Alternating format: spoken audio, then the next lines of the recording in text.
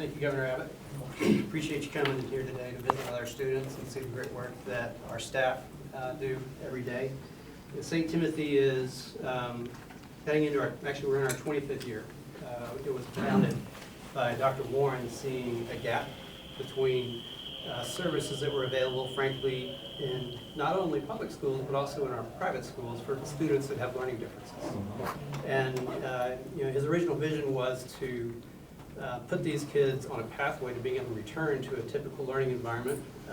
He actually passed away shortly after the school launched. But the Lord has seen us through. And one of the things that we learned as our students got older and older is that this was actually the right environment for them throughout their education experience. I am the board chair for the school, but I'm also the parent of a St. Timothy alum. Jacob is graduated in 2020. He's on the autism spectrum and was here K through 12. He's now in his second year of a learning differences program at the University of Arkansas and just absolutely thriving. The students that we support, we don't have a defined need from a diagnosis perspective that we work with. We evaluate each student individually and look to see, do they present a need that we can meet. And so right now, there are as many as 20 different diagnoses in the school. Very prevalent among that is autism spectrum disorder, ADHD, speech disabilities. But all of these kids are tremendous kids that are thriving in the environment that they're in. Many of them come from our public schools because some of them just need a different scale of operation. They need a different learning environment or different techniques that our teachers are able to deliver. What I haven't mentioned, though, is that I actually have 2 children on the autism spectrum, and whereas St. Timothy in a private model was great for Jacob, our other son, Sam, did tremendously well in a public school environment. And his public school that he was in for K through 12 did a great job of supporting his needs. Where I really appreciate your influence is the funding need for students, though, that do need something different than what our public schools are able to provide. They provide a great service, but like I said, Jacob benefited tremendously from being here. And what I value is making sure that this type of a solution for these students and students of future generations is available not just to families such as my own that are able to bear the financial burden that comes with that, but these private schools are tremendous value points for our Texas students, and we need to figure out a way that money is not an object, or is not an obstacle for each of them getting what they need, whether it be public or private.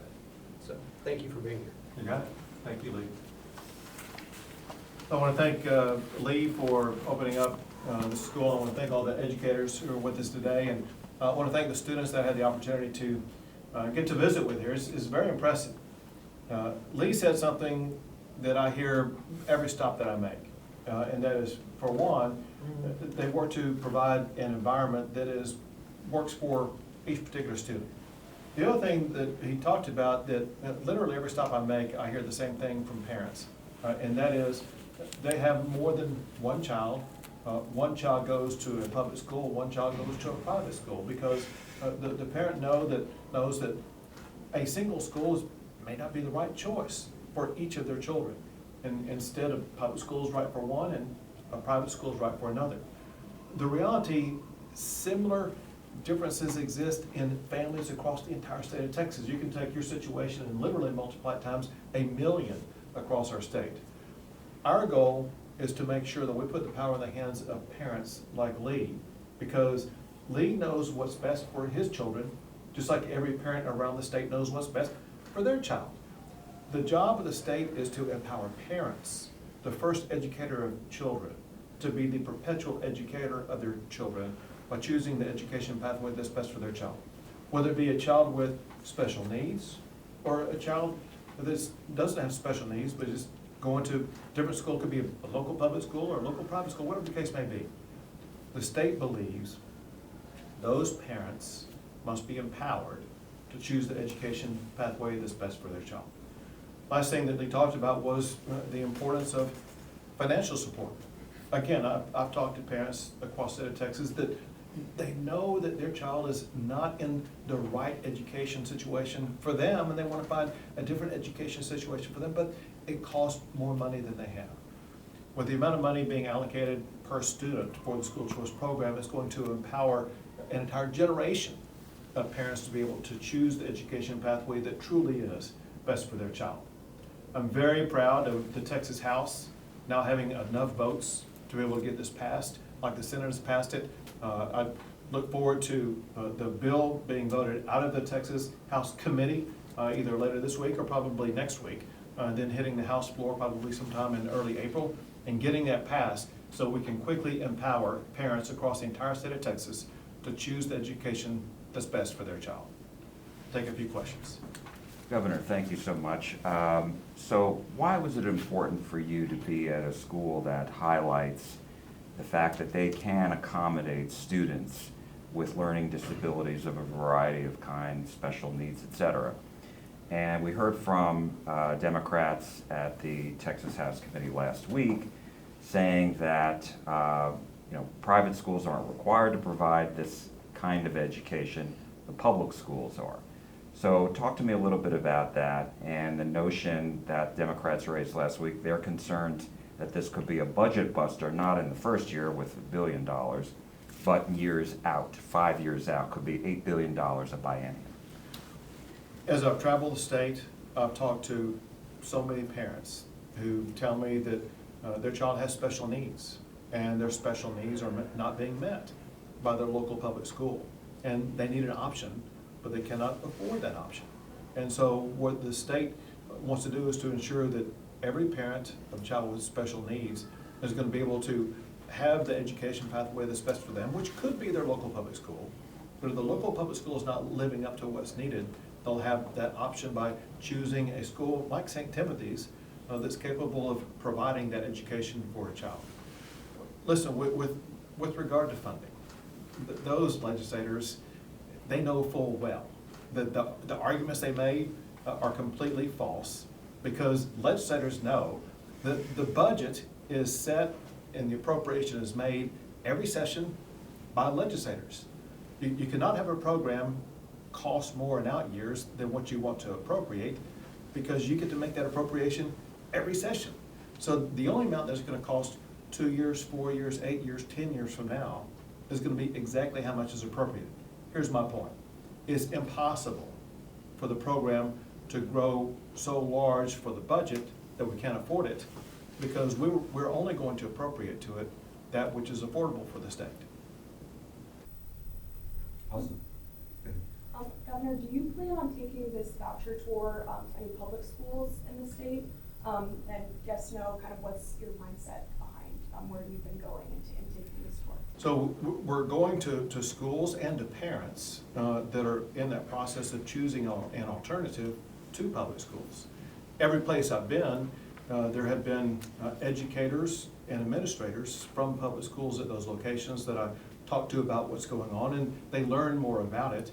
Even an event that I spoke at this past weekend, it was filled with elected school board members. And when they heard how the program really works, they came up to me and said, you know what? We didn't know that it really provided all of this, and it changed their mind. Every time I talk, there's public educators there, and they learn more about it, and they see that it's not filled with all the false narratives and false lies that are being advanced by the Democrats. When they see how it really works, they too support it. I wanted to ask you about your other gathering today. So the NASDAQ says they're going to have a regional Dallas office now for the Southeast United States. This comes on top of the Texas Stock Exchange being created in Dallas, on top of the New York Stock Exchange relocating its Chicago operation to the Dallas area, to Dallas. So connect the dots for me, if you will. What's going on in Dallas, and what does this mean for jobs and for businesses and for people here in Texas? In a 2-year time span, there have been 3 stock exchanges announced a location in Dallas. The Texas Stock Exchange kicked it off. The New York Stock Exchange announced they were creating a regional office here, and then today the NASDAQ Stock Exchange announced a regional office here also. There are reasons for that. One is because Texas has the fastest growing economy than any state in the United States. We're the home of capital in the country, and now we're going to be the home of capital markets.